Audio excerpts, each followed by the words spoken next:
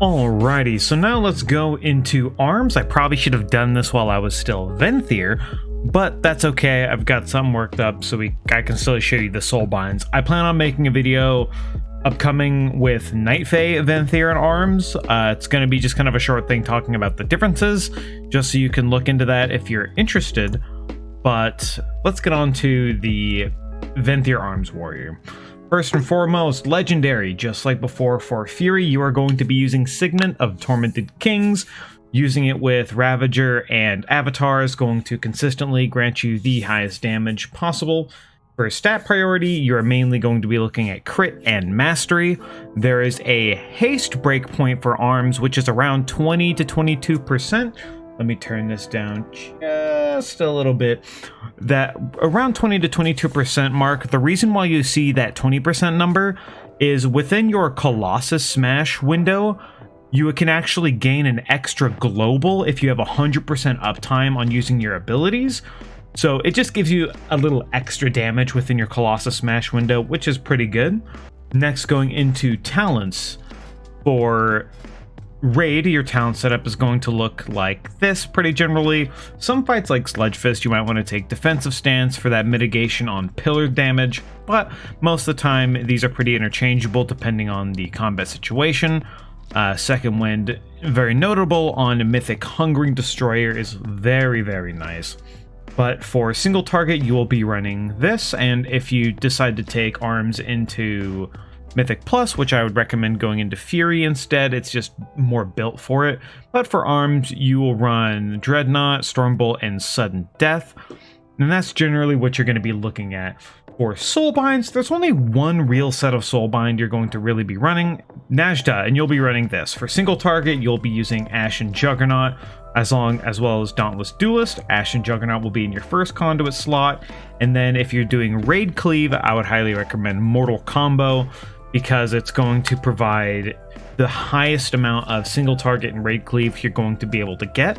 But if you do want to try arms in Mythic Plus, if you're running Tyrannical Weeks, I would recommend Ashen Juggernaut and Mortal Combo, or Crash the Ramparts as your selected, just because you're going to be doing a lot more AoE and cleave.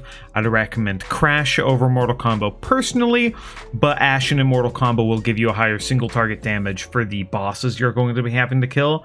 But for Fortified Weeks, I would highly recommend running Crash the Ramparts in your first slot and Mortal Combo in your second slot. It is going to give you the highest overall AoE damage within a Fortified Week, and that's kind of what you'd be running. But once again, I would like to recommend Fury for keys specifically, as its moveset is generally a lot more suited towards that kind of content.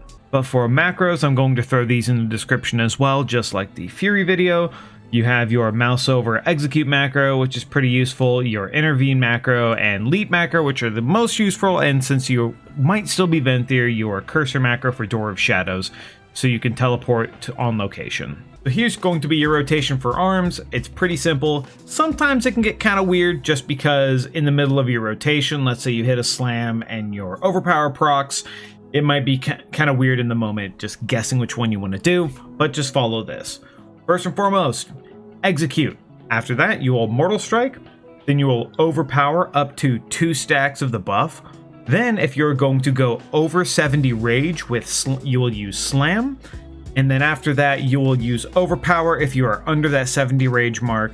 The interesting thing I find about arms is that while it seems very, very simple, and it can feel very, very simple, which is just execute and then keep up the debuff for improved execute damage, there's a lot of little nuances and things you can do in arms that are actually pretty big and can be pretty beneficial for you and for your tank.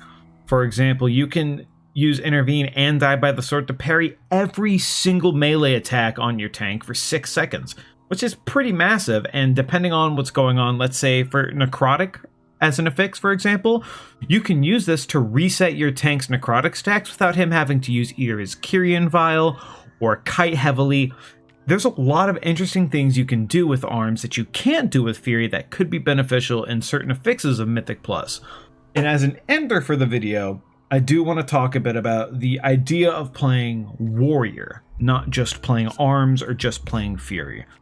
I believe each spec has its own merits and has its own benefits in any style of content, And if you're playing the class and have a high item level in those slots, the secondary stats don't necessarily matter that much until you're starting to try and tune your gear.